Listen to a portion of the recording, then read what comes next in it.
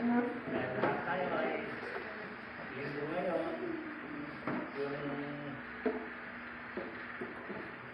tinanong ko naman kanina, saan po nangyayari sabi niya, nagulong siya, nagulong, mayroon. Nandito ba sabi niya? Yung mga kantay ng angin, isa doon, sa dito, yung namin sinabi kayo mo, kung sa kasi kung bumabakila, nakakataon, sila rin ang magkabang tayo natin. Kasi mapakat tayo dahil lahat ang bagay at lagi natin tandaan, lagi tayo mag-pray, pinamatyagan tayo ng Diyos. Dahil ang Diyos ay lagi tayo, hindi tayo nagkakaroon. Sabi na naman, ano na lang tayo dahil lagi ka rin. Ngayon, pambili, bibili tayo. Kung wala kayo magawa, wala kang pambili. Tawan din. Kasi butat, meron, kung ka tayo magbalawin, dali mo gas, tatlong buwan ay ikuanin yun. Hindi yung masasayang dahil kung araw-araw kayo kumakain. Kasi kung dahil pag-stock kayo, dahil hindi nyo alam, baka wala nang magbibiyahe ng bigas, at kayo may stock na tayo ng bigas. Dahil sa gasolina kasi, kung bilan nyo yung tuyo, dahil kung anong mga gasolina sa ibang bansa, at hindi na makadarating sa atin ng gasolina, paano na tayo? Pag hindi kayo naman ginugulo, ang problema lang, parang yung kakainin. Mapala yung mga lugar na nagkakain ng palay, saka na sila sa Pinas. Tayo, liblib ang lugar natin ng mga kung wala ng gasolina, naglakad ka. So, kahit magpalengke tayo, kung wala na mag-deliver sa kanila, wala na. Sino kawawa ngayon? Bakit na sino na tayo ngayon? Dahil kabuluhan nila, pati tayo na ito.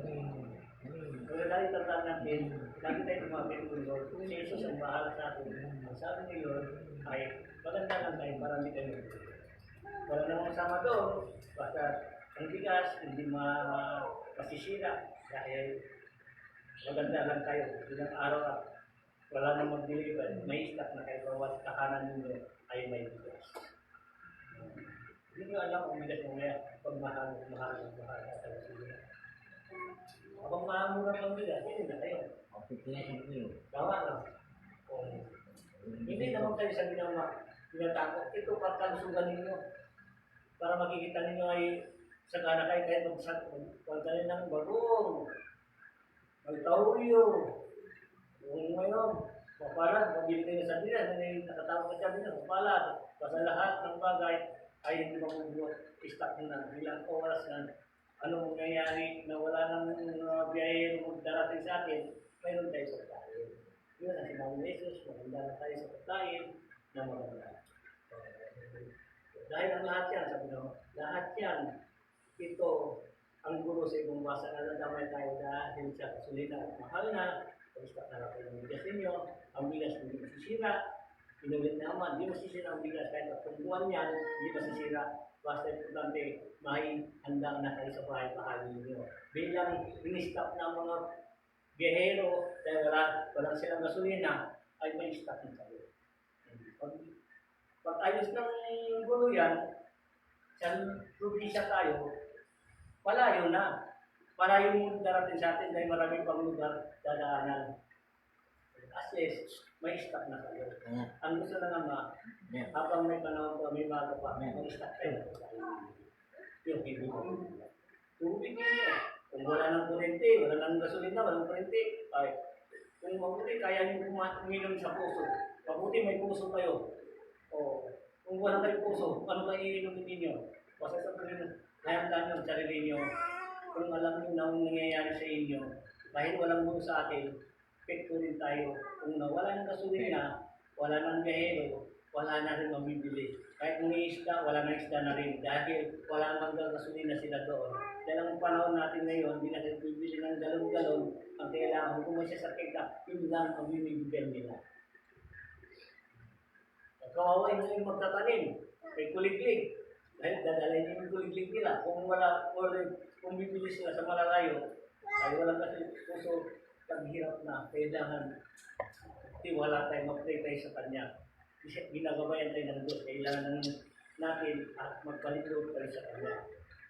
Ang sabi ng Diyos, walang kamatayan, ang katawan natin may hangganan. Dahil ang katawan natin, pagsamantala lang, ano man ang bunga dito sa lupa, ginawa ng Diyos lahat yan. Dahil ang lahat yan may hangganan. Kung ito ay gagawa ng mabuti, ay pwede ka pa babalik sa bata ulit. Reincarnation, sabi na meron reincarnation, kung ikaw ay gagawa ng mabuti, babalik ka doon sa bata, ibang magulang mo, ang katawan mo, ipapalitan mo. Tulad siyang puro sabi, puputulin mo, tutubulin.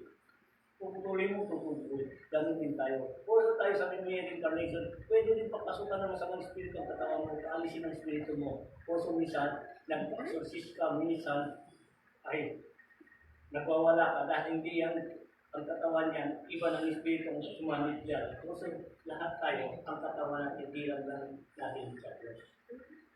Kasi kailangan natin ma-value, Lord, o Jesus. Sabi ni Jesus, mga anak, nandito tayo sa Pilipinas, nandito sa buong mundo, sa pangalan ko ang dala ninyo, si Jesus, Jesus Christ, bakit hindi tayo magkakaisa? Dahil kahit naging ka, kahit iglesia ka, kahit ano man sekta ka, basta si Jesus ang dala mo, pamilya tayo lahat. Dahil isa ang tagalimutan natin, isa ang tagalimutan natin, isa ay nagagabay sa atin. Bakit di tayo magkakasundo? Dapat tayo magkakaisa lahat, dapat tayo magmahalang lahat, huwag natin iral. Kami ang ligtas, sabi ng iba, kami rin ang ligtas, sabi ng kabila, kami ang ligtas, sabi ng kabila, kami ang ligtas. Walang ligtas sa inyo kahit isa. Naharap muna tayo sa Diyos. At doon natin lilitisin tayo kung tunay tayo ililigtas o hindi. Wala man naman. Ang kailangan dala natin ay pag-ibig. Ang pag-ibig ang siya magbawagi ng mga. O sabi nga naman, ang puso sa baba, pag-ibig, ang puso sa taas, pag-ibig, ang espiritu, ang tao at dapat nagkakansa. Sa pangalan ni Jesus, ang dala-dala natin ay kailangan natin magmahalan. Pamiral natin ng makasarili tayo, huwag natin yung nagustuhan natin, matawagan pataas ang pride natin, alisin natin yan dahil hindi makakatulong yan. Yan ang magpapahamon sa iyo. Kasi kailangan natin mag-ibig. Sa kumbaba natin, tataas tayo ng Lord. Itaas yung sarili mo, babagsak ka, gawain ka ng Lord. Kasi si Lord, kahit noon hanggang ngayon, minamatyagan tayo, ang siya, ang tunay tayo sa ligtasan, siya rin ang gagawin sa atin. Basta huwag natin kalimutan si Jesus. Amen. Si Lord, kahit kay Ama, sabi ng Ama, mga anak, pagkaisa na kayo habang may pangalan. Ang handa ng Ama, gawin nyo, dapat gawin. Kayo rin ang makakaisip ngayon. Hindi ko nasasabihin, sabi ng Ama. Ito, sinabi ko lang. Ngayon, hindi ko nasasabihin ulit. Ano, ang mawawala, isa lang ang mawawala sa inyo dito, ang gasolina. Lahat tayo dito ay mahihilang. Dahil lahat siya pagsamantala lang ang Diyos, ang Pilipinas, ang Pilipinas. Kapag ang Diyos, ito ang pagkakala. Ito na ang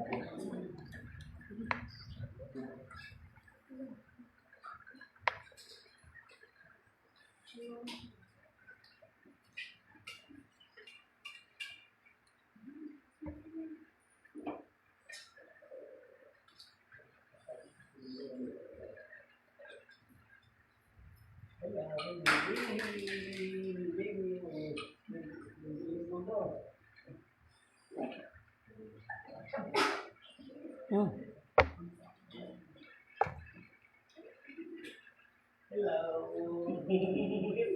Ayun, tuloy ko nga. O, hindi na siya ako, no? Ayun, marunong din, no? Pati-smile na.